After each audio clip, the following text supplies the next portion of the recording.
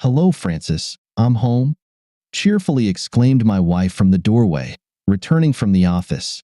We both work at this same university, she in the property management department and I in the physics department. "I'm in the kitchen," I replied without much enthusiasm. "What are you doing home, Zoe?" Her question hung in the air, and her voice faltered when she saw my suitcases next to the internal door leading to our attached garage. Her head slowly turned towards me, and she looked at me puzzled. "What's going on?" came the question. "Are you going somewhere?" "Seems like a lot of luggage for a last-minute conference," she tried to joke. Oddly enough, I shrugged. In all the time I've been teaching quantum mechanics lectures, it seems like the first time I'm actually bringing my work home. "Oh, really?" I theatrically waved my hand. "I've been grading student papers, conducting classes via Zoom, but darn it, quantum theory. No, this is a first for me." She clearly looked unpleasantly surprised by the degree of venom in my words and their inherently rude nature. Listen, I don't understand what you mean and why you're using such expressions. What does quantum mechanics have to do with this, with anything?" I widened my eyes and stared at her in feigned horror. "What does it have to do with anything?" I repeated. "Absolutely everything. Quantum mechanics literally explains how everything works, from your mobile phone to your own body and everything in this world in general. Remember how I explained Schrödinger's cat paradox to you?" My abrupt change of topic caught her off guard. She hesitated for a moment, trying to recall what I had once explained to her, and then responded. Yes. Something about a cat inside a box, right? Since you can't interact with the cat, you have to make assumptions about whether it's alive or dead. Thus, from a physics perspective, you're saying it's both, to some degree, until you open the box and find out." "Very good," I praised her. "We call this strange state superposition. And what about quantum entanglement?" She pursed her lips and shook her head. "I remember you mentioning it when I asked about quantum computers, but I forgot what it was about. And honestly, it didn't make sense to me. Listen, why are we talking about this now? What does all of this have to do with your luggage?" I leaned back in my chair, gesturing invitingly to the one on the opposite side of the table. She approached and sat down across from me. "In my laboratory," I announced, "we have a device that creates entangled electrons in a superposition state. Both electrons can be in either of two states, or even both simultaneously, but as soon as we start testing one of them to determine its state, the other instantly loses its superposition. Somehow, measuring the state A affects the state B. Even now, this explanation amused me, and I couldn't help but smile. Einstein called it spooky action at a distance. Carol, my wife, just stared at me blankly, probably wondering why on earth I was going on about these complex and incomprehensible matters to her. "Luggage?" she interjected impatiently. "I'm getting there." Ich snappte her. Straightening up instantly, she recoiled in surprise. Then I continued my explanation. "When we got married, our lives became intertwined. Your state affected mine, and vice versa, right?" I saw the color draining from her cheeks. "Why, yes, but—" she mumbled. "Let me finish my explanation in my own way, please," I interrupted her. She leaned back in her chair, looking far from happy. Meanwhile, I calmly continued, "So, if we were to consider my marital status in purely quantum mechanical terms, then I am like an entangled particle in a superposition state, and, to a significant extent, depending on your actions, my situation will instantly transition into one of two states." Carol, currently not in a superposition but utterly bewildered, shook her head again in desperation. "I don't understand. What actions? What situation? What in the world are you talking about? States?" I softened my tone. "It's simple. If you're the unfaithful slut I think you are," I pushed a bulky envelope across the table towards her, "then I'm a lonely man who will soon be divorcing. On the other hand," I continued, "if you can explain one phone call that happened today at lunch, well, then I'm a repentant husband who will unpack those suitcases and invite you to dinner to apologize." I narrowed my eyes and fixed a piercing gaze on her across the kitchen table.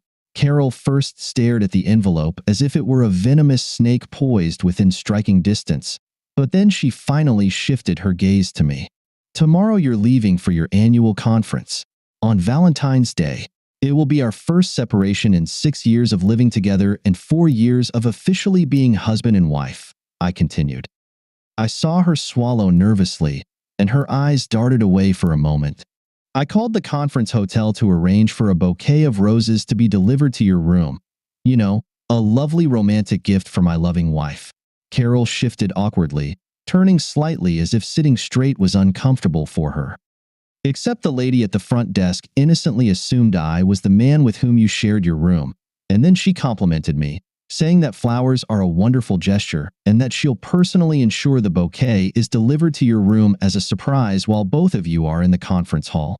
Carol, stuttering, tried to mumble something that was supposed to sound like a plausible explanation. I raised my hand, interrupting her babbling, and semi-questioningly stated, "Obviously, you and Craig settled in room 238. As usual, right?" She sat silently, staring at her hands and nervously twisting the ring on her finger, clearly not wanting to start the conversation first. "Well, what about Craig?" I had to prompt her. Carol's voice was steady as she replied, "We studied together at university. We went on a few dates, slept together a couple of times. But there wasn't any real spark between us, just casual sex." "How long ago?" I asked curtly. She sighed heavily. "At the conference 4 years ago. I was surprised to see him there. He started working in a similar position at the housing association, and our paths crossed by chance." Now she looked at me seriously. "There was no premeditation or conspiracy. Believe at least that, if you don't believe anything else." Then she looked down at her hands again, which lay powerless on the table. "We sat next to each other during the day sessions, and in the evening we went for drinks to make up for lost time." Tears started rolling down her cheeks. "We had a few drinks and started flirting, and then I went back to his room for coffee, and at this point, she raised her tear-moistened eyes and, at least, she had the courage to meet my gaze.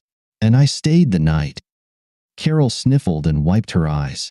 I, still leaning back in my chair with my arms crossed over my chest, didn't add anything to her confession. "I got married recently," she said, "and he was engaged. We both felt guilty, but we decided that if you never found out, no one would get hurt." At that moment, I intervened. "There was a chance that if you had confessed to me back then, I might have forgiven you. I'm not sure about that, but there was a chance.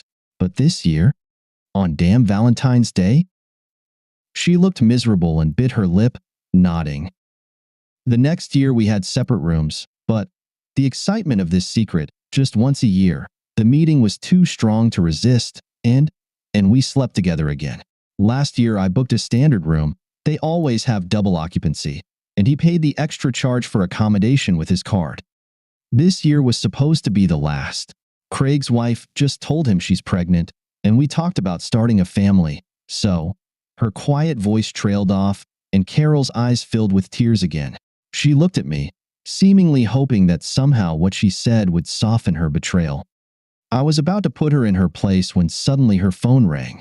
She reached into her bag to silence the call, but as she fumbled for the chirping gadget, she saw who was trying to reach her. Carol's eyes widened in surprise. "This is Craig," she sniffed. "But he knows he's not supposed to call me when I'm at home. What we did, it was only at the conference. And we never laughed at you or his wife. It was just meaningless sex. We never called each other," she repeated with frustrated bewilderment. "Maybe he's trying to warn you that I already know about you too," I speculated. "But how could he know that?" She asked, but then stumbled.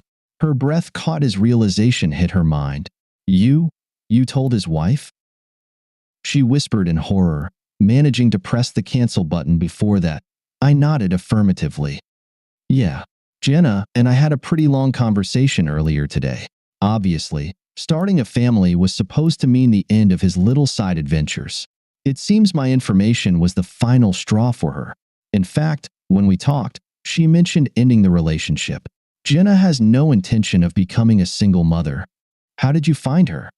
she asked quietly. "It was very simple. I told the administrator that I planned to order champagne for my table, considering it's Valentine's Day, but I wasn't sure which card to use for the payment. They gave me a choice, either your corporate card or one under a Mr. Datton's name.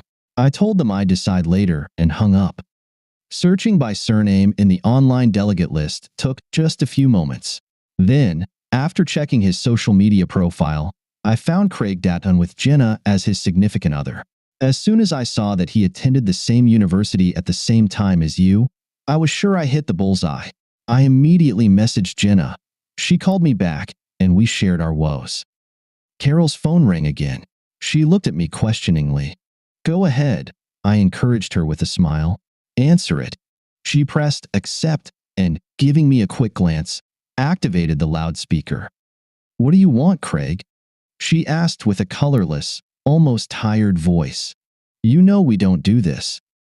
"Kaz, this is urgent." His voice came through the receiver, while Carol grimaced upon hearing the nickname she hated. His speaker-enhanced spy whisper echoed through our kitchen. "Listen, Jenna knows about our arrangement. She even mentioned your husband by name. But, damn, I don't understand how she could find out." Carol furrowed her brows in distress, silently urging me to come to her aid. But this was her own crappy problem that she needed to deal with on her own. "Probably because it was him who told her about us," she sighed grimly. "How? From where? What does he know?" "He demanded details. Can we come up with an explanation they'll buy?" "I highly doubt it," my wife snorted, "considering I just told him everything." As she said this, Carol watched as I started composing a message on my phone. "Actually," she continued quite insightfully, "I'm almost certain he's now messaging Jenna with the latest news." "What?" This time, abandoning caution and the conspiratorial tone, he yelled into the receiver. "You confessed to him?" She just shrugged, although her lover couldn't see her. "He found out about us when he tried to do something nice to show his love for me on Valentine's Day." With a heavy melancholy in her eyes, she looked at me. "I know he'll never trust me again, and I'm sure it's over between us. That's why I thought he deserved this last gesture of respect before he leaves me." I passed the test and allowed his superposition. She explained the current situation clearly to me, but completely in vain for her ignorant lover. Carol ended the call, though Craig, still stunned, continued to babble nonsense in confusion. She tapped the screen a few times, then looked up at me, shrugged, and explained, "I blocked him. Not that it means much to you right now, but I thought you should know. He could never replace you. Just a silly, meaningless distraction on a boring evening alone in a hotel far from home." She stood up, wiped her eyes with the back of her hand, and looked at the envelope still lying on her side of the table. "I'll help you to the car," she said quietly, resigned to the inevitable. As we carried my luggage to the garage, I reflected on how, if I hadn't tried to show Carol my love for her on Valentine's Day, their affair might have ended on its own, and I would never have known. That's when I remembered another law governing the universe. No good deed goes unpunished.